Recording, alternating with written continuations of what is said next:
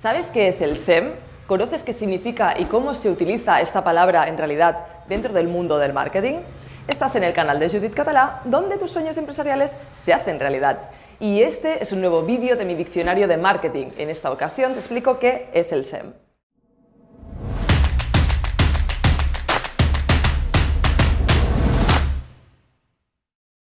Los buscadores como Google son un gran medio para llegar a nuevos públicos y clientes. Sin embargo, no siempre es sencillo.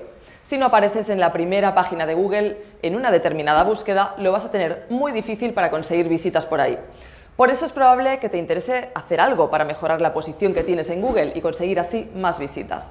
Pues bien, llamamos SEM al conjunto de técnicas que se utilizan para obtener más visibilidad en buscadores y de esa forma recibir más tráfico. SEM corresponde a las siglas de Search Engine Marketing o Marketing de buscadores. En su sentido más amplio, el SEM abarca dos grandes grupos de técnicas. Las técnicas de pago, es decir, en las que se paga por insertar un anuncio en el buscador y recibir una visita. A esto se le conoce también como PPC o pago por clic. Y las técnicas naturales y orgánicas, en las que no se paga por recibir esa visita.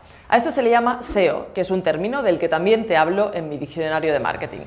Sin embargo, en la práctica, SEM y PPC se utilizan como sinónimos.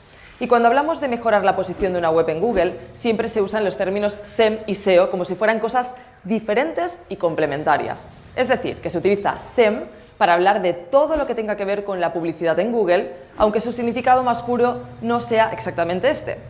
Espero que con esto hayas comprendido qué es el SEM y entiendas cómo lo utilizan los profesionales del marketing digital. Si te ha gustado este vídeo, haz clic en el enlace y visita mi diccionario de marketing, donde he reunido todos mis vídeos como este. Cada semana voy añadiendo una nueva palabra y te explico un concepto fundamental del marketing. Y por supuesto, no te olvides suscribirte, porque tengo muchos otros conceptos y muchas técnicas para ayudarte con tu empresa. Hasta la próxima.